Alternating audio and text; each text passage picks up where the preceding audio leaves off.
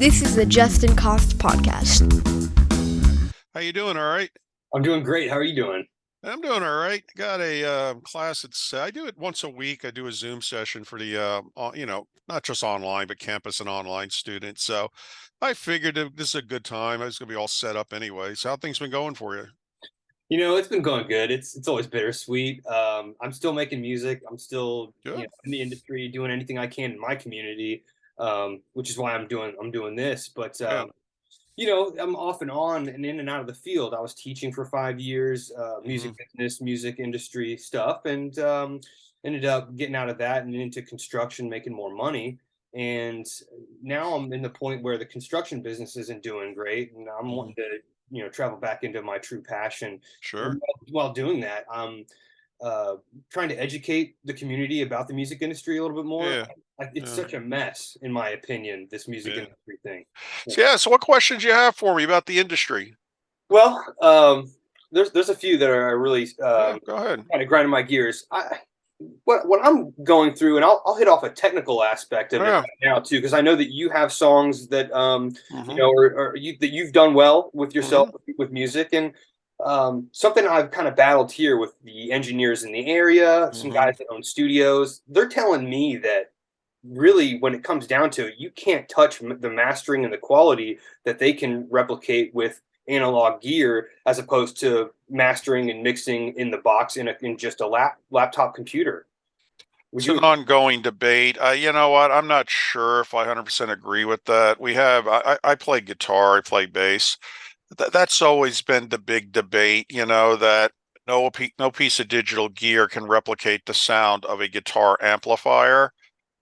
And yet today, the tech that was true 10 years ago, 15 years ago. Any of us that had experience, you could close our eyes and we could immediately tell this is digital versus analog. Today, you really can't tell the difference. They've had really top musicians, and this applies to engineering too, is why I'm mentioning this. Really top musicians, they say, "Oh yeah, I can always tell a tube amplifier versus digital."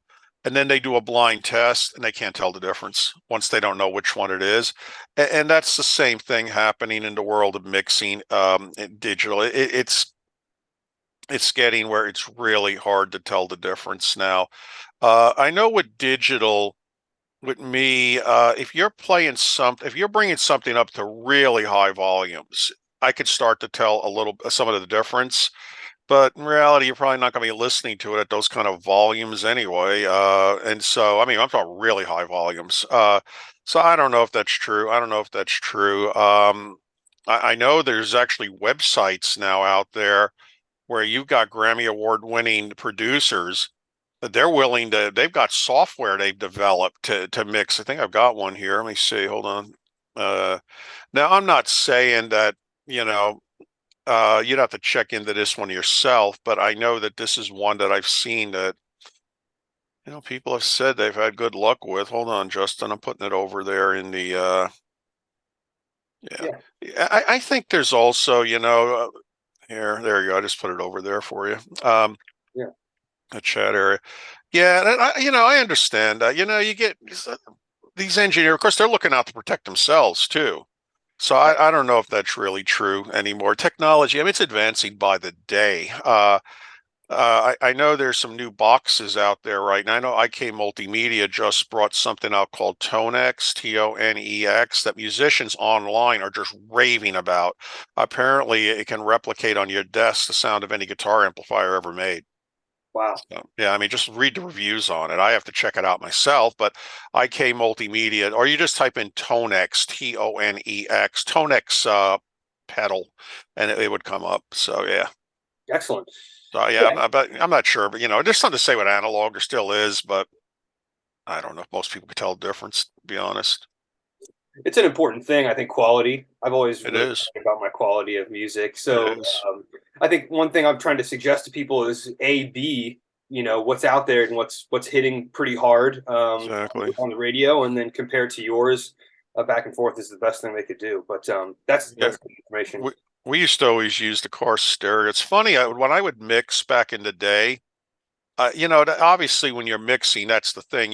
Things are going to be played on everything from somebody's phone to a big stereo system at home. Some people still have those, or over PA speakers. And I always found back in the day that if it sounded pretty good on a car stereo, it sounded good a lot of places. And then I read some Grammy award winning engineers, and they said, "Oh yeah, that's the old trick we use also." Yeah, that's what I do. Yeah, play it on your car stereo. It's probably going to play pretty well most places. So yeah, It's funny. I've got two cars. One of them is a little more low end driven, and the other one's a little more yeah, high end driven. So I yeah. go back and forth. That works well for me. It does, it does, and also obviously depends on the genre of music. EDM music's going to be mixed differently than country songs and so forth. So yeah, Yeah, I beat myself up about it. So I always try to make sure that I'm doing the best that I can, of course. And yeah, so anyway, we can talk about that forever. but yeah. Technically satisfactory. How do artists, do you think, profit when it seems that all the whole music industry just wants to take money and profit from the artists? Yeah, yeah, you have to play live probably, and but you know what, licensing and playing live, that's how you do it. I'll tell you why. The music industry actually is in really good shape as an industry. In 2022, recorded music revenues, this is going to be a surprising number. Recorded music revenues were 14% above any previous record. Uh, the reason is that so many people are subscribing and paying to streaming services now. So record revenues on the recorded side, 14% above the previous record, and live music in 2022 was 12% higher than any previous yearly record. The money is being made. That's not the issue. The problem is who's making it. With the streaming services, the companies are making it. Spotify, Apple, everybody else. The musicians are not making it. As you know, I think you know that most are not getting paid a lot from streaming services. Um, yeah, there's still no opportunities in placement. Like you got websites like taxi.com. They do a good job with placing music, and they work with the big companies, everything from Coca-Cola to Disney to Marvel Studios to whoever. Yeah, the disadvantage though with Taxi is I believe you have to pay them like 300 a year to be a member or something. But you could if they place your songs, yeah. I was always told it's easier for them to place instrumentals than songs with lyrics. But that's a difference though. Are you trying to get your songs as a songwriter? Or are you trying to get your songs placed, to be used on TV commercials, things like that? See, a little bit different there. Songwriters, the idea you can have lyrics, everything get picked up by the artist. But now there is money to be made. One thing about the music industry, good and bad, the barriers to entry have basically come completely down. See, back in my day, Justin, and remember, I'm 63 years old, but back when I was younger, if you wanted to be a musician, you had to either learn how to sing or you had to learn how to play a musical instrument and go out and spend the money to buy an instrument. I mean, this stuff didn't happen overnight. If you got into hip hop, you had to learn to freestyle, create beats, do mixtapes. Again, that's not something that you just wake up one day and you're doing it that afternoon. Now, however, virtually anybody, and I mean anybody, could download GarageBand for free or $5, whatever it is, throw some loops in, and then start rhyming or singing into your phone, and you got a song, and then go release it on a streaming service. See, anybody can do it. So that's good that there's no barriers. Anybody can do it. The problem is that you got a ridiculous amount of competition out there now. And Right. that creates issues. I remember the statistic I used to give to students maybe 15 years ago. We would be in class and I'd say, yeah, I saw a statistic that every 11 seconds a new music artist went on MySpace. And that was every 11 seconds. We probably have 11 new songs uploaded per second on Spotify, if not more. Yeah. It's just a lot of competition out there. It's good that anybody can do it, but it's not so good that anyone can do it. Do you think that means now that we need to be closer, paying more attention to niche markets? We do. We do. We used to do the investments, I remember years ago, for some of the smooth jazz artists. I'll tell you what, those some of those smooth jazz artists, they made really big money and they had decades long careers. And you know what? I remember I used to play on and off with a guy named Norman Brown. I mean, look him up. He's been doing this since the mid '80s at least. And I remembered he lives in San Diego, at least he used to, and maybe still does. You know, he would tour when he feels like touring, release music when he feels like it, and he always had an audience. And I found, artists like that. Pat Metheny, Yeah. played with him I played with him years ago. When I say played with him, I jammed with him in a big jam when we were 19 years old. I don't want to make impression I'm hanging out with him, but anyway, Well, he started um, at Rollins College, I believe. He got yeah, yeah. yeah, I jammed with him at UCF actually, and he was a music instructor at University of Miami at the time.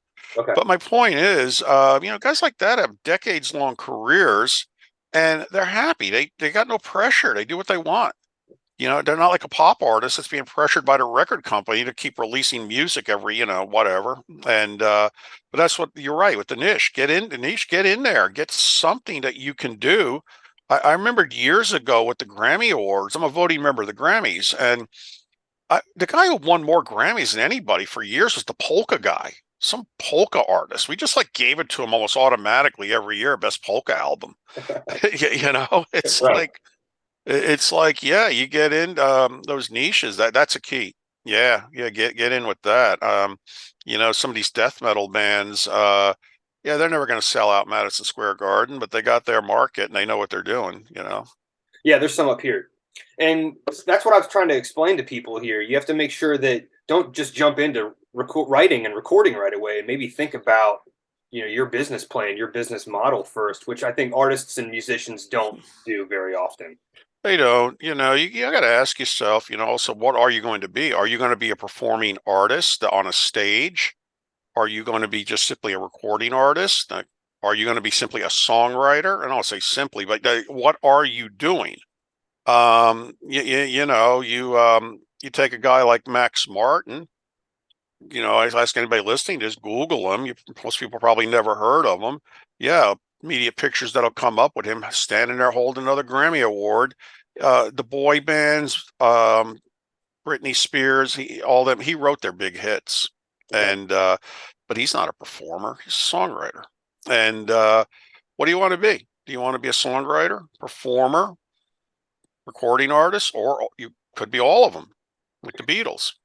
That's what I do. I come up with volumes. I'm up to volume 7 right now, and I'm Mhm. trying to just showcase that I'm an engineer, Ah, producer, an artist, a writer, and yeah. that's that whole thing. I'm not a great singer, but I sing on these songs because I found that it's really hard to work with people sometimes, and you kind of know it's your song, so just you run with it. But I'm doing children's songs now, and I have been Yeah, doing that for like 5 years now, and probably got over a yeah. dozen. What would you say when it comes to having children's songs in a niche market? What's the next step? Right, moving to going to a publishing company, right? Yeah, you could. Yeah, there's a book out there. I don't know how long it's called The Songwriter's Market. They sell it on Amazon. I think I have that Uh, book. yeah, yeah. They will tell you where to place music. But yeah, that now, yeah, yeah. That's it. That's the one. Yeah.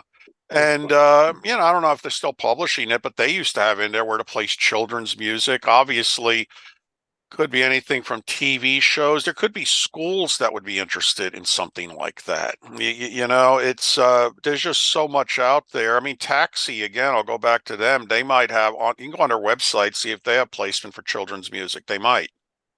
They certainly might. There's plenty of opportunities out there.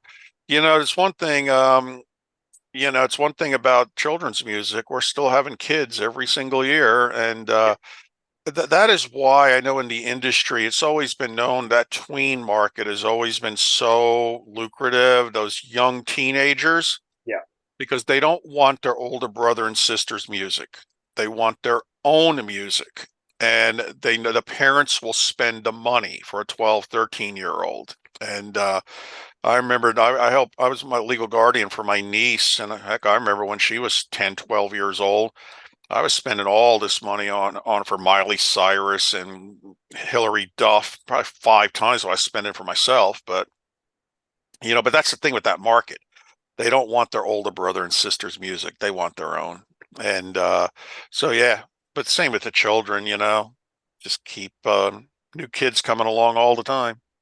Yeah, that was partially the idea. I've got two kids, so they were Wow. inspirational for me. Blackpink would be the group now, I think, that's Yeah. popular. That you were that. I will tell you this, if you're able to, if you've got a song written for children, I'll tell you a niche market you can go after. Even if you hire somebody to come in and sing it, re-record the vocals under multiple languages. Okay. The kids will appreciate that. You have a song in English, right? And it's a good song, and then have somebody phonetically change it to Spanish. Have somebody come in and sing the song. You got the music already recorded. Right. Re-record the vocals Spanish, Portuguese, Vietnamese, all the languages that are spoken here in the United States. Parents will buy that because they're not used to seeing that. That's a really brilliant idea. American pop songs in their native language. Yeah. So No, that they that's that you're gonna make money with that. That is a niche and it's not hard to do. Yeah, it's not no. hard. You're going to be paying somebody $100 to a couple $100 to come in and lay it down for you. I think, but Yeah. that's the expense. But Speaking yeah. of expenses with artists, we're going to have to pay for promotion nowadays. Seems to be hmm the way we're going. hmm Do you recommend that? Do you think that's something Yeah, that? you can. The thing with marketing is you got to be able to measure results. People spend money on marketing all the time. It's what kills a lot of new businesses. Justin, they spend all this money on marketing, regardless of what they do, and business does come in. But I asked them, well, from where? You're running TV ads, billboards, social media, mobile marketing. What is generating your business? I don't know. You need to figure it out because maybe you're spending all this money on TV ads and sending no business to you. See? But yeah, I would Google Analytics is really good for social media, Facebook Analytics, a Yeah. Hootsuite. That's what you got to do. Yeah. But the key about a niche audience, you can target your marketing. That's the key. My brother is a retired professional tennis player, and an example I would use if you're a company with a new tennis racket, well, what are you going to do? Run it on ABC television or run it on the tennis channel? Right. Obviously the tennis channel, smaller audience, but it's your target audience, and that's the advantage of having a niche market. Go right after where that audience is. And there's so many people nowadays. Population is skyrocketing, and that can It only is. help niche markets. The What do you think about the curators? Well, they can be good. They can be good. Of course, when you curate, it's somebody's opinion. It's always going to be an opinion with curation as to what they think should go in, but it could be good. It could be good. I look at some of the curated playlist on Apple Music and so forth. They expose me to stuff I would not normally find on my own. So yeah, it could be fine. Yeah. It's obviously anybody can call themselves a music curator. So like who's doing it? See, but no, it can be good. It can be Right. good. Yeah, no, it can be good. Like, with me as an example, I'm not making any money from this. So I don't care if I tell anybody. My website, billtmusic.com, I got all these playlists I put together that are on Spotify, Apple Music. That's just mine, like Southern rock, you know, 70s rock, 70s pop. It's just what I thought should go on there. But, it's curating. But again, you know, Are you getting a uh, lot of people listening to those playlists? no, not really. I really don't find that they do.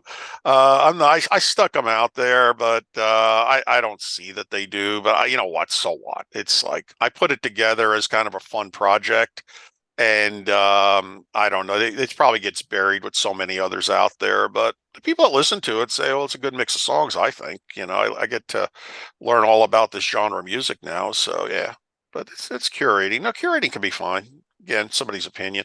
One thing also for anybody listening to this, be careful in entertainment in general, particularly music, about stating an opinion as a fact. It's a lot easier to do than people realize. Here's what I mean. I remember when we used to finance all these entertainment projects, somebody comes to us and say, today's music is nowhere near as good as it was years ago. Okay.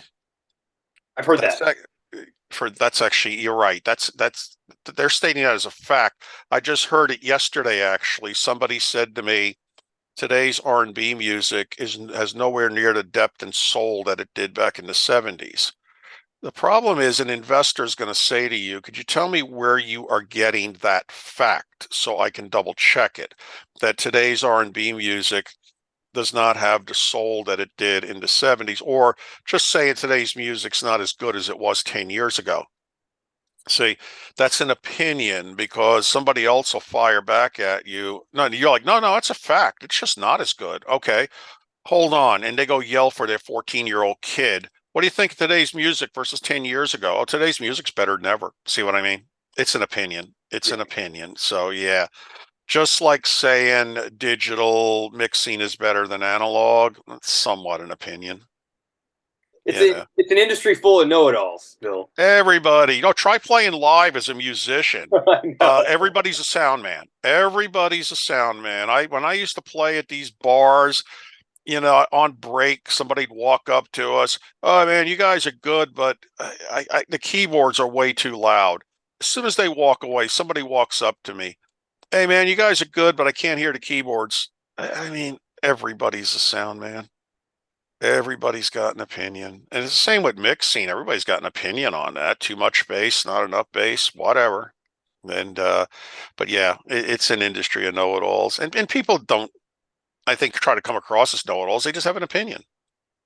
They just have an opinion. Well, also they've been conditioned to listen to music a certain way, I think, too, depending on what genre you listen to. Well, that's Has it. something to do with it. That's Uh, it. That's it. It's where are you listening to it also? Are you listening Apple AirPods, or are you listening to it on your, whatever? And some people still have the big home stereos. I mean, what are you listening to it on? well, I've got a little bit of a statement on my last album I released because the perfection it drives me crazy. Like auto tune, I don't use Hmm. auto tune and I don't like to use auto tune, but now Hmm. everybody's really accustomed to listening to that. They are. Yeah. And Yeah, some artists eventually figured out how to make it. I remember when Cher first did it with that big hit song she had way back years ago. She had auto tune on some big do you believe in hits. love after love? I I believe. think that was it. Yeah, Yeah. that was it. Another issue I have found with some guitar players, they don't play in tune. They don't play. They're out of tune when they play. The reason is, for any musicians listening to this right now, it's a wooden instrument with a wooden neck. And sometimes those necks slightly get bent. They warp a little bit, just slightly. And so what happens is that the musicians who've never learned how to tune by ear, they use electronic guitar tuners, which I certainly use, but the problem is they use it with open strings. For any non-musicians, they're not pressing down on any of the frets, and the guitar is perfectly in tune when they tune it that way. Then when they get down about a third of the way down the neck, because the neck's not completely straight, Right. it's actually out of tune now. And the simple solution is you move your finger up and down the string just a little bit to put it back in tune. Mhm. But that's because you're tuning by ear at this point. If you've never trained your ear to do that, you're just merrily playing along out of tune all night long. Yeah. So you really have to take what you're doing really You seriously, really do. and that's Yeah. that's good Yeah, you stuff. gotta learn. You gotta learn to tune by ear. Yeah, I'm and gonna do that way. that. That's my dad learned to tune his guitar by ear, and as you're talking about it, I just realized that. But I don't do that, and I should. I really Yeah, should. because if you actually all you do, anybody who doesn't believe me, anybody that plays guitar, go play your guitar at the seventh fret and see with your tuner plugged in. See if you're still completely in tune compared to where it is with open strings. If not, that the neck has to be adjusted, or again, the solution, just move your finger up and down the string, up down the neck a little bit. But you can't do that if you don't know where it's supposed to be. See, Yeah. make the adjustment by ear. It's simple, but it's just another thing I've seen. Yeah, That's good. It's good to yeah. hear. I think I only have got like 5 minutes with you. It's all right. There's one thing I definitely wanted to hit. Well, I've been going to these studios and I see a lot of people, everybody using YouTube beats. hmm What's your thoughts on that once they get something that maybe gets popular and people start listening to and it gets thousands of streams? anything you can do to make music. I mean, I've always been open to. I mean, I'm open to new stuff, but try again to distinguish yourself from the crowd. Yeah, as far as I know YouTube video views we never paid attention to years ago because we know it's so easy to buy those views. And but yeah, I mean, whatever if it works for you. But again, are you got to ask yourself, are you sounding like everybody else out there?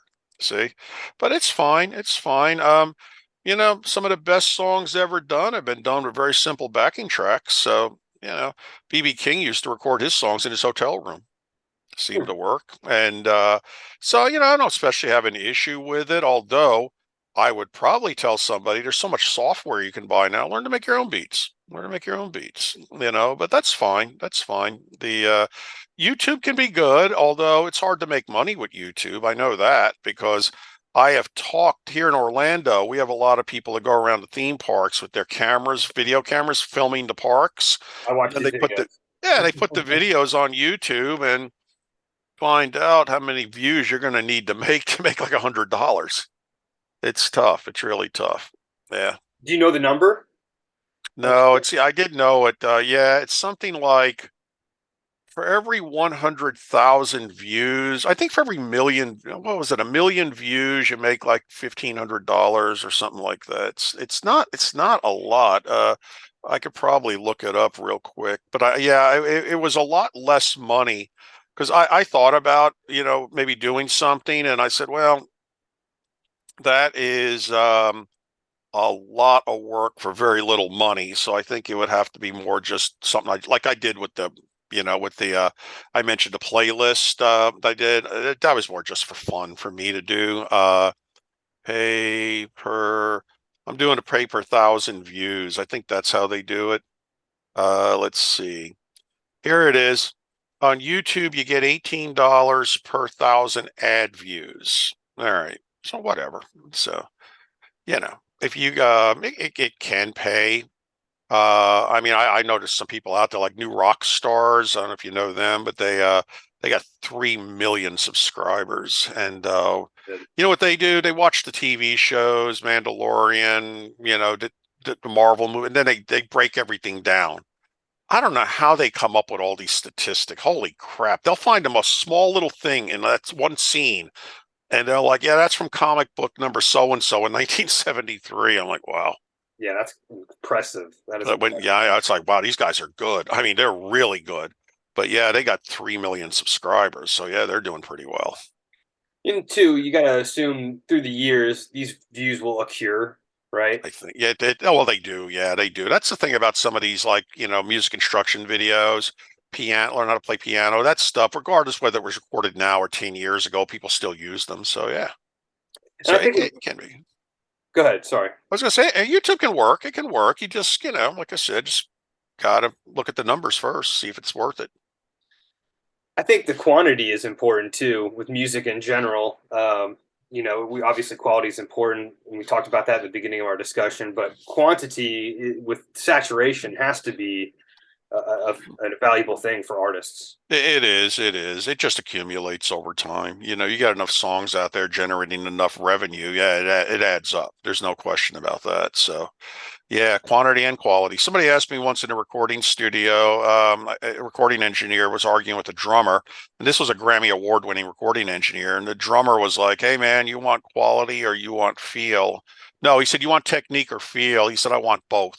And it's the same thing with music. Have quantity and quality. Do both. Mm-hmm.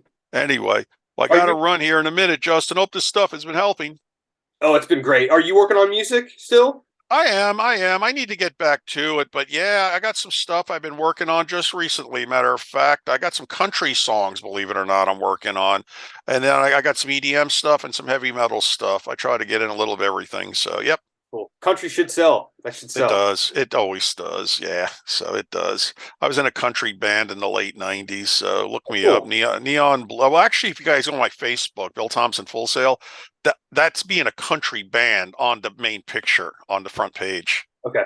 That's being a country band playing at Disney World. So, yeah. What was the band? Neon Blue. Neon Blue. 2 words, yeah. But if you look at that picture of me on Facebook or anybody watching this, Bill Thompson Full Sail, I teach at Full Sail University. That main picture on my Facebook page is being a country band at Disney World, 1999. That's a blast, I'm sure. It was. It was fun. Yeah, we used to play at one of the big clubs. So, yeah. So it was cool. Anyway, I hope this has been helping, Justin. I go off and do my other class for my students. So, yeah.